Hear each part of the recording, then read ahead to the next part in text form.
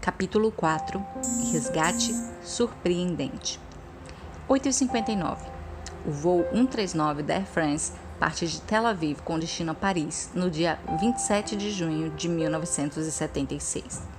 Em um domingo de céu limpo e ensolarado, 228 passageiros voam a bordo de um Airbus A300. São, em sua maioria, israelenses e franceses, e mais pessoas de outras 20 nacionalidades, entre elas 2 adolescentes brasileiros. Ao fazer uma escala em Atenas, 38 passageiros desembarcam e outros 56 embarcam na aeronave. Devido a falhas de segurança do aeroporto, 4 terroristas conseguem passar pelos detectores de metal, munidos com armas, explosivos e granadas.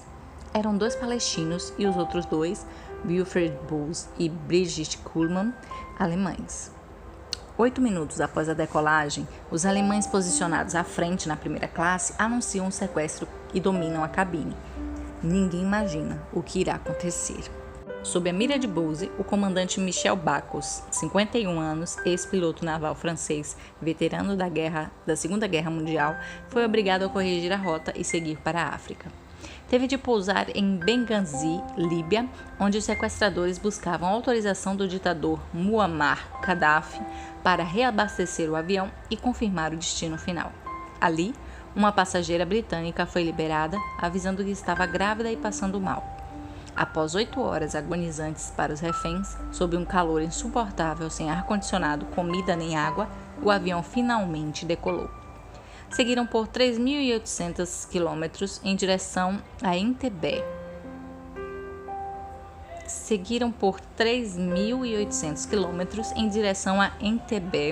O principal aeroporto de Uganda, às margens do imenso lago Vitória. No desembarque, os terroristas cumprimentaram efusivamente outros comparsas do grupo que já o esperavam no aeroporto. Após a longa viagem, os reféns receberam a visita de Idi Amin Dada, presidente do país africano, cercado de soldados e pessoal da mídia. Apresentava-se como um negociador e salvador dos reféns, tendo em suas mãos o sangue de mais de 300 mil ugandenses. Seu perfil imprevisível e brutal se tornou conhecido mundialmente pelo drama O Último Rei da Escócia, 2016. Em 28 de junho, os terroristas emitiram um comunicado, segundo o qual, para liberar os reféns, demandavam a libertação de 53 presos palestinos, 40 deles alocados em prisões israelenses. Caso não fossem atendidos, em 3 dias, destruiriam o avião com os passageiros dentro. O pedido era logisticamente impossível de atender no prazo dado. Os líderes políticos dos países envolvidos também não viam uma solução segura para o caso. O governo israelense tentava incessantemente negociar por meio de conversações diretas com Amin, porém sem sucesso. A tensão entre os reféns, especialmente os israelenses, aumentou no dia seguinte, 29 de junho. Com marretas, soldados ugandenses abriram um buraco em uma parede interna e os terroristas separaram os israelenses das pessoas de outras nacionalidades. Um dos reféns, sobrevivente do Holocausto, reviveu seus traumas ao ser chamado para pegar seus pertences e ir para o outro lado. Viam-se os números esverdeados gravados em seu antebraço. No dia 30 de junho, quarta-feira, os 48 passageiros identificados como não israelenses foram libertados e seguiram em voo para Paris, incluindo os 2 brasileiros. A notícia dessa seleção dos reféns chocou a sociedade israelense e a opinião pública em várias partes do mundo. O risco de ocorrer um novo massacre de judeus era iminente. A colaboração de Amin com os terroristas ficou exposta. Os outros países já haviam recebido seus reféns. Um dia antes de se esgotar o prazo, as autoridades israelenses se esforçavam para conseguir mais tempo antes da decisão, até que finalmente ganharam mais 3 dias. Contudo, não haveria mais possibilidade de negociação e os terroristas acrescentaram uma nova demanda: o pagamento de $5 milhões pela liberação do avião. Multidões enfurecidas protestavam em Israel, pedindo a troca pelos reféns. Chegaram a invadir a casa do primeiro-ministro, Yitzhak Rabin. Sem a plena certeza do que fazer, a decisão foi adiada, mas tinham que resolver logo. Caso contrário, 2 reféns morreriam a cada hora, incluindo as crianças, segundo a última mensagem vinda de Entebbe. Todas as opções estavam sobre a mesa e eram discutidas a portas fechadas. A negociação prosseguia, com a intermediação de outros países, mas não avançavam. Paralelamente, desde o primeiro dia do sequestro, os militares se preparavam para oferecer uma alternativa.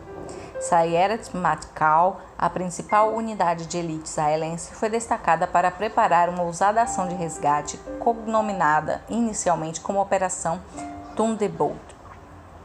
Nesse plano improvável, comandos israelenses deveriam voar milhares de quilômetros, passando por diversos territórios inimigos sem serem localizados por radar. Precisariam também realizar o mais difícil, pousar em Entebbe, mantendo o elemento surpresa para evitar a execução dos reféns. Caso os terroristas suspeitassem da chegada dos israelenses, matariam os reféns, como havia acontecido em um atentado recente. O ataque deveria ser noturno, mas ainda não se sabia nem mesmo se as luzes da pista de pouso estariam ligadas, detalhe fundamental para o sucesso da ação. Paraquedistas não podiam saltar sobre o Lago Vitória, infestado de crocodilos. A única opção que restava era a ida direta a Entebbe. Pouco mais de um dia antes do prazo final, os políticos não haviam tomado a decisão. Treinamentos intensivos haviam sido feitos ao longo da semana, mesmo sem os militares saberem ainda se o plano seria aprovado. Os comandos precisavam partir no máximo até as 15 horas para chegar em tempo. Finalmente, tiveram permissão do primeiro-ministro para voar, mas a confirmação da operação só chegaria via rádio durante o voo. 4 aviões de transporte militar Hércules C-130, sendo um deles um avião hospital, decolaram com dificuldade, sobrecarregados e mantendo uma baixa altitude de cerca de 15 metros no trecho acima do Mar Vermelho, para evitar radares. Caso os pilotos fizessem um movimento em falso para frente de apenas 2 milímetros no controle do manche, o avião se destruiria no mar. A turbulência era intensa e os soldados passaram mal. Os 4 aviões militares eram seguidos por um Boeing 707, que deveria sobrevoar o aeroporto de Entebbe, prover comunicação em tempo real com Israel e oferecer mais serviços médicos, caso fossem necessários. Após várias horas de viagem, avistaram o aeroporto ugandense. As luzes da pista ainda estavam acesas logo depois do pouso de um avião da British Airways, o último do dia, conforme o serviço de inteligência israelense havia antecipado. O primeiro C-130 fez o pouso e parou na metade da pista. Rapidamente, soldados desceram para colocar lâmpadas móveis junto às luzes laterais, a fim de garantir que os outros 3 aviões militares conseguissem pousar. A rampa do primeiro C-130 se abriu e desceu por ela inusitadamente uma Mercedes preta. Era idêntica à utilizada por Idi Amin e tinha até as bandeiras ugandenses. Dentro da Mercedes estava Yonatan Netanyahu, conhecido como Yoni, que era o chefe da unidade de elite, e outros comandos, seguidos por Land Rovers militares semelhantes às que escoltavam Amin. Após um recurso de mais de 1 quilômetro, iniciou-se o confronto e os reféns acordaram assustados. Com centenas de balas riscando a escuridão, os soldados israelenses conseguiram chegar ao prédio e encontrar os reféns debruçados. Os gritos e toda a comunicação eram ouvidos em tempo real como apreensão pela sala de comando em Israel. Durante a intensa luta e sob o fogo dos terroristas e dos soldados ugandenses, 4 soldados foram feridos. Quando os reféns estavam para ser retirados, um atirador posicionado na torre conseguiu ferir Yoni gravemente. A operação durou 59 minutos. Dos 106 reféns, 102 foram resgatados com vida, incluindo o comandante e a tripulação, que havia escolhido ficar ao lado dos reféns israelenses desde a separação. Infelizmente, 3 morreram, e a idosa Deborah Bloch, que fora levada para um hospital próximo no dia anterior devido a um engasgo, não pôde ser resgatada e foi condenada por Idi Amin à morte logo depois. Os C-130 partiram e foram acompanhados pelo Boeing. Os aviões seguiram para Nairobi, Quênia, onde foram reabastecidos e dali foram para Israel. Para a tristeza de sua unidade, Yoni não resistiu Ione não resistiu aos ferimentos, falecendo aos 26 anos de idade, com um longo histórico de sacrifícios pessoais em busca de um ideal. Sua liderança e empenho haviam sido um elemento fundamental para a aprovação e o sucesso espetacular da operação. Tornou-se um herói nacional. Em sua homenagem, a ação passou a ser chamada Operação Yonatan. Vários livros e documentários foram feitos sobre ele. 7h40, 4 de julho, Rehovot, Israel. Uma semana após o sequestro, em um outro domingo de sol, o primeiro-ministro e todos os líderes se esforçam para encontrar no céu um sinal da chegada dos aviões com os heróis e os resgatados. Muitos punham a mão na testa, fazendo sombra para os olhos, tentando avistar alguma coisa no azul infinito, até que um ponto escuro surgiu à distância. Era o primeiro C-130. Ao aproximar-se, foi recebido com aplausos e muita emoção. Os reféns encontraram uma grande mesa repleta de alimentos, águas e sucos. Aquela era uma das primeiras paradas antes de chegar ao aeroporto de Lod, atual Ben Gurion, onde os parentes e a imprensa os esperavam. O avião decolou novamente e, após mais 15 minutos de voo, o primeiro C-130 com os reféns resgatados chegou ao aeroporto de Lod diante de uma multidão em festa. O país inteiro comemorava e o mundo assistia às cenas em admiração e espanto. Ainda hoje, a operação realizada em Entebbe é considerada o maior e mais bem-sucedido resgate de reféns da história. Diversos filmes, livros e documentários foram inspirados nessa operação. 40 anos depois, em 2016, Benjamin Netanyahu, primeiro-ministro de Israel e irmão de Ione, foi recebido em uma visita oficial a Uganda e discursou em frente ao terminal de Entebbe. As bandeiras dos dois países foram hasteadas e uma placa foi posta em memória ao incrível resgate ali ocorrido. Podemos ter uma ideia de apreensão e do sofrimento dos reféns em Entebbe. Iniciaram uma viagem pacífica, mas acabaram sendo levados aonde jamais tinham imaginado ir. Sofreram fome, sede e ameaças. Estiveram nas mãos de pessoas dispostas a destruí-los e não tinham a mínima chance de se libertarem sozinhos, sob a mira de terroristas e cercados por um exército inimigo. Ouviram falsas promessas. Precisavam desesperadamente de uma ajuda que não chegava. Alguns deles foram marcados e separados para a morte certa, mas quase todos foram salvos nos últimos instantes, graças ao empenho de pessoas corajosas que arriscaram sua vida para tirá-los dali. A Bíblia anuncia um grande resgate e salvamento final. Embora ainda exista muita coisa bela no mundo, vivemos cercados de sofrimento e doenças. Queiramos ou não, envelhecemos, sofremos perdas e vivemos à sombra da morte. Simplesmente não temos como nos livrar sozinhos. Do ponto de vista espiritual, também há um grande conflito em andamento e uma incrível disputa por mentes e corações. A terra é o campo de batalha. Um anjo caído a reclama como sua e procura fazer dos seres humanos seus reféns.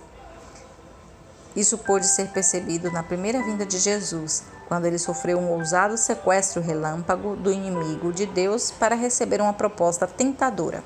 Então, o diabo o levou para um lugar mais alto e num instante lhe mostrou todos os reinos do mundo e disse: Eu lhes darei todo este poder e a glória destes reinos, porque isso me foi entregue e posso dar a quem eu quiser.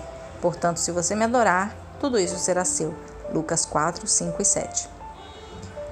Felizmente, Jesus não caiu nesta armadilha. A terra e os seres humanos nunca pertenceram ao inimigo de Deus, que é um usurpador. Se alguém tem o direito a este mundo, é apenas seu Criador. Somos filhos de Deus porque Ele nos criou e pertencemos duplamente a Ele, pois também é o nosso Redentor, ou seja, é aquele que nos comprou na cruz. Atos 20, 28 e Apocalipse 5, 9. Com a entrada do pecado neste mundo, a humanidade se contaminou mortalmente.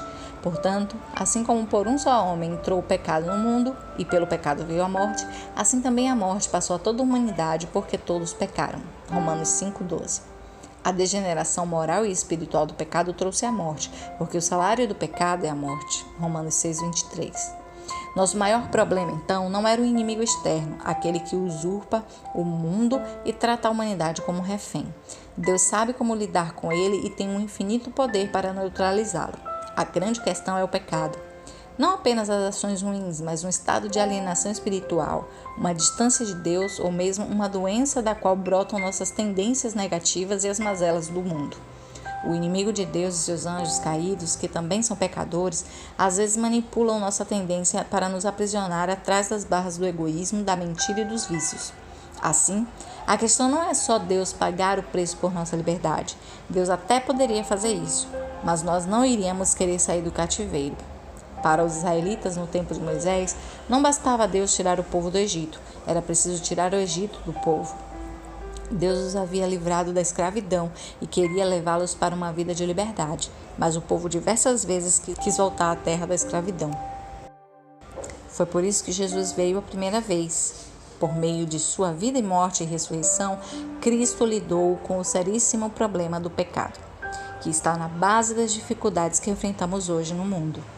E uma das maiores definições de pecado é dada pelo apóstolo João. O pecado é a transgressão da lei. 1 João 3,4. Jesus veio a primeira vez não só como resgatador, mas como o próprio resgate, o pagamento pela nossa salvação, o pagamento pela nossa redenção, por termos infringido a lei divina. O resgate não é pago a Satanás, pois Deus não deve nada a ele. O resgate é pago ao próprio Deus, por causa da transgressão de sua lei e por causa da transgressão da sua lei santa e eterna derivada de seu caráter. Jesus assumiu essa missão e tomou sobre si a penalidade que estava reservada para nós. Por meio de seu sangue, sua vida, ele pagou o preço de sua redenção, de nossa redenção. Pois o próprio Filho do Homem não veio para ser servido, mas para servir e dar a sua vida em resgate por muitos. Marcos 10:45. Ele deu a si mesmo em resgate por muitos. Ele deu a si mesmo em resgate por todos. 1 Timóteo 2:6. Fomos resgatados pelo precioso sangue de Cristo, como de um cordeiro sem defeito e sem mácula. Ele foi conhecido antes da fundação do mundo, mas foi manifestado nestes últimos tempos em favor de vocês. 1 Pedro 1:18 e 19. Ou seja, Deus não foi pego de surpresa.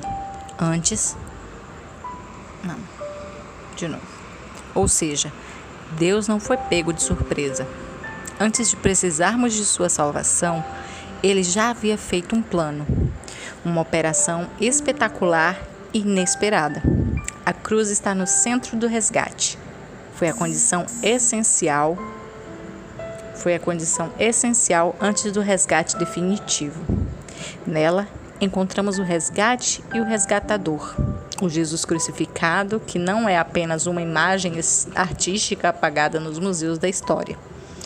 Não é um corpo magro e pálido que sucumbe diante dos fortes. Não.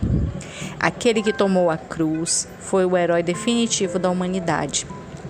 Ele tinha todo o poder à sua disposição, mas escolheu voluntariamente carregar sobre si o peso e as consequências dos nossos pecados. Veio de muito longe para realizar uma operação de salvamento aqui na terra e morreu em combate. Sofreu a morte que era nossa. Foi o cordeiro, o sacrifício, o preço eterno de nossa libertação. Isaías escreveu sobre Jesus em poesia. Certamente ele tomou sobre si as nossas enfermidades e as nossas dores levou sobre si. E nós o considerávamos como aflito, ferido de Deus e oprimido. Mas ele foi traspassado por causa das nossas transgressões e esmagado por causa das nossas iniquidades. O castigo que nos traz a paz estava sobre ele. Pelas suas feridas fomos sarados. Todos nós andávamos desgarrados como ovelhas. Cada um se desviava pelo seu próprio mau caminho, mas o Senhor fez cair sobre ele a iniquidade de todos nós. Porque ele foi cortado da terra dos viventes, foi ferido por causa da transgressão do meu povo. Isaías 53, de 4 a 6 e verso 8. Essa passagem foi escrita 700 anos antes de Cristo. Apresenta a natureza substitutiva da morte do Messias. O capítulo inteiro afirma 9 vezes que seu sofrimento e morte foram pelos pecadores. Os filhos de Deus dispersos encontrariam nele uma nova esperança. Os destinados à morte enxergaram os raios de sol mais uma vez.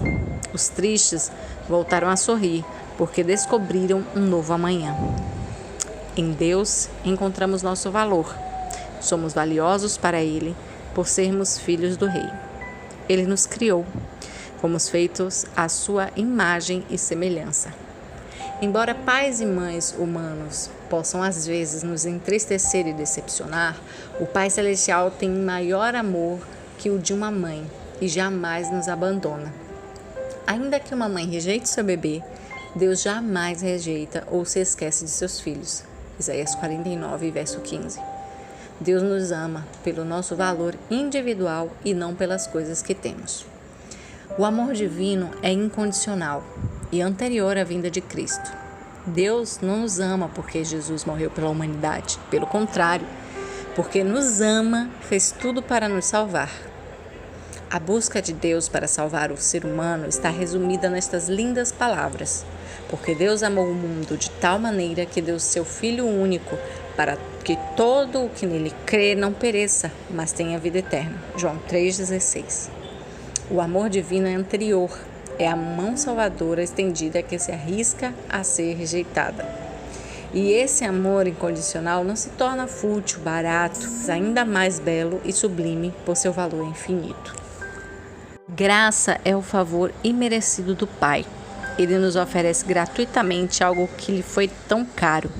É um pai pródigo que esbanja seu amor oceânico. Para alguns, chega a ser ultrajante Deus perdoar os piores dos piores, só porque eles se arrependeram. Mas precisamos entender que seu perdão e sua graça são maiores do que qualquer pecado. São poderosos para limpar qualquer mancha, eliminar toda a culpa e pagar a maior dívida. Para matar nossa sede espiritual, a morte de Cristo na cruz providenciou imensas cachoeiras da graça, pois onde aumentou o pecado, aumentou mais ainda a graça. Romanos 5:20. Você consegue olhar o quanto isso é maravilhoso? Tudo isso é muito bom, mas ainda estamos aqui. Nas grandes metrópoles, milhões esperam ônibus e metrôs lotados antes de o dia amanhecer. Suam às 2 da tarde e levam vento frio no rosto à noite. Enfrentam filas de hospitais, pagam impostos e dão um jeito de sobreviver a cada dia. Muitos estão desempregados e fazendo o possível e o impossível para se manter. Porém, independente da realidade de cada um, todos enfrentamos doenças, sofremos perdas e todas as belas promessas da Bíblia não mudam essa realidade. A violência e as ameaças a nosso bem-estar estão por toda parte. Quando tudo isso terá um fim? De fato, as promessas de Deus falam sobre a transformação em nossa vida hoje. Ela não muda o mundo, mas atua em você, lhe dá um novo coração e um amor sobrenatural. Mesmo assim, ainda estamos sujeitos ao pecado e às suas consequências, entre elas a morte. Ainda precisamos desesperadamente de um resgate, mas a boa notícia é que nem mesmo a morte será capaz de impedir que Deus reúna os seus filhos. A consolar os cristãos, ajudando-os a lidar melhor com a perda de entes queridos, Paulo detalha o momento do grande resgate final do povo de Deus. Ele acontecerá na volta de Jesus. O apóstolo afirma: pela palavra do Senhor, ainda lhes declaramos o seguinte: nós, os vivos, os que ficarmos até a vinda do Senhor, de modo nenhum precederemos os que já morreram. Porque o mesmo Senhor, dada a sua palavra de ordem, ouvida a voz do arcanjo e ressoada a trombeta de Deus, descerá dos céus, e os mortos em Cristo ressuscitarão primeiro. Depois nós, os vivos, os que ficarmos, seremos arrebatados juntamente com eles entre nuvens para o encontro do Senhor nos ares. E assim estaremos para sempre com o Senhor. Jesus virá para nos resgatar nas nuvens do céu. A vitória sobre a morte ocorrerá somente quando ele voltar. Em Mateus e Marcos, já lemos que Cristo virá com milhões de anjos que tocarão trombetas para reunir os filhos de Deus em todo o mundo. Paulo dá mais detalhes de como essa reunião ocorrerá. Os mortos em Cristo, ou seja, aqueles que creram nele, serão ressuscitados nesta ocasião. Para Deus, a morte é apenas um sono, e seu poderoso chamado fará os mortos reviverem. Eles vão despertar para uma vida plena e imortal. Os mortos ressuscitarão transformados, com um corpo perfeito, sem doenças, sinais de fraqueza ou de morte. Os que estiverem vivos também serão transformados e juntos serão arrebatados, ou seja, elevados para se encontrarem com Cristo nos ares. Será uma cena de alegria indescritível. Eis que vou lhes revelar um mistério. Nem todos dormiremos, mas seremos transformados num momento, num abrir e fechar de olhos, ao ressoar da última trombeta. A trombeta soará, os mortos ressuscitarão incorruptíveis e nós seremos transformados. No Apocalipse, a vinda de Cristo é apresentada simbolicamente como a chegada de um rei guerreiro, montado em um cavalo branco, acompanhado por outros cavaleiros, que simbolizam os anjos. Vi o céu aberto, e eis um cavalo branco. O seu cavaleiro se chama Fiel e Verdadeiro, e julga e combate com justiça. Os exércitos do céu o seguiam, montados em cavalos brancos e vestidos de linho finíssimo, branco e puro. No seu manto e na sua coxa está escrito um nome, Rei dos Reis e Senhor dos Senhores. Apocalipse 19, versículos 11, 14 e 16. Ele é o Rei, o Salvador, o vencedor sobre o pecado e a morte. Ele é o primeiro e o último e aquele que vive. Estive morto, diz ele, mas eis que estou vivo para todo o sempre e tenho as chaves da morte. Apocalipse capítulo 1, versos 17 e 18. Ele arrancará os prisioneiros das garras da sepultura, porque dali ele já saiu. Todos ressuscitarão um dia, porém com destinos diferentes. Não fiquem maravilhados com isso, porque vem a hora em que todos os que se acham nos túmulos ouvirão a voz dele, de Jesus, e sairão. Os que tiverem feito bem para a ressurreição da vida, os que tiverem praticado o mal para a ressurreição do juízo. João 5, 28 e 29. Quando se levantar o grande príncipe, o defensor dos filhos de Deus, muitos dos que dormem no pó da terra ressuscitarão, uns para a vida eterna e outros para a vergonha e horror eterno. Daniel 12, 1 e 2. Cristo virá para devolver a vida àqueles que tiverem aceitado seu amor e seu sacrifício na cruz. Virá para resgatar seus filhos marcados para morrer. Apocalipse 13, 15. Na hora de maior perigo, as nuvens começam a enrolar-se como um pergaminho e eis ali o brilhante e claro sinal do Filho do Homem. Os filhos de Deus sabem o que essas nuvens significam. Ouvem-se sons musicais e, à medida que se aproximam, abrem-se as sepulturas e os mortos serão ressuscitados. Então, surge logo no oriente uma pequena nuvem negra, aproximadamente metade do tamanho de uma mão de um homem. É a nuvem que rodeia o Salvador e que, à distância, parece estar envolta em trevas. O povo de Deus sabe ser esse o sinal do Filho do Homem. Em solene silêncio, fitam-na enquanto se aproxima da terra, mais e mais brilhante e gloriosa, até se tornar grande nuvem branca, mostrando na base uma glória semelhante ao fogo consumidor e encimada pelo arco-íris do concerto. Jesus, na nuvem, avança como poderoso vencedor. A terra e os céus se abalarão como A terra e os céus se abalarão com a chegada do Rei dos Reis. O céu recolheu-se como um pergaminho quando se enrola. Então, todos os montes e ilhas foram removidos do lugar. Apocalipse 6, 14. Diante desse cenário de comoção de toda a natureza, aqueles que rejeitam a Cristo, pessoas de todas as classes, percebem que ele está vindo. Os reis da terra, os grandes, os comandantes, os ricos, os poderosos e todo escravo e todo livre se esconderam nas cavernas e nos penhascos dos montes e disseram aos montes rochedos: caiam sobre nós e nos escondam da face daquele que está assentado no trono e da ira do Cordeiro, porque chegou o grande dia da ira deles. E quem poderá subsistir? Apocalipse 6, versículos de 15 a 17. Imagine estas cenas. Por entre as oscilações da terra, o clarão do relâmpago e o estrondo do trovão. A voz do Filho de Deus chama os santos que dormem. Por toda a extensão da terra, os mortos ouvirão aquela voz, e os que ouvirem, viverão. A terra inteira ecoará o som dos passos da multidão, extraordinariamente grande, composta de pessoas de toda nação, tribo, língua e povo. Elas vêm do cárcere da morte, revestidas de glória imortal e clamando: onde está, ó morte, a tua vitória? Onde está, ó morte, o teu aguilhão? 1 Coríntios 15, verso 55. Amigo, amiga, você não pode ficar de fora desse grande momento. O céu fez todo o sacrifício necessário para resgatar você. Jesus veio de muito longe, empoeirou seus pés aqui e caminhou até a cruz, derramando gotas de sangue por você. Antes que o mundo existisse, ele criou essa grande operação de resgate, o plano da salvação, para redimir você. O maior plano é vir novamente para buscar todos os seus filhos e filhas. Qual é a sua decisão? Vai ignorar? Vai pagar para ver? Abra seu coração agora para o chamado de Deus. Não deixe para amanhã. Perceba o estado do nosso mundo e para onde ele está caminhando. Já ouvimos os passos de um Deus que se aproxima. Tome sua decisão. Creia em Deus e em Jesus, mesmo que você não tenha fé. Tudo pode ser novo, diferente. A escuridão terá fim. Raiará um novo amanhecer. Que você possa dizer com todos os que forem salvos naquele grande dia: eis que este é o nosso Deus, em quem esperávamos, e ele nos salvará.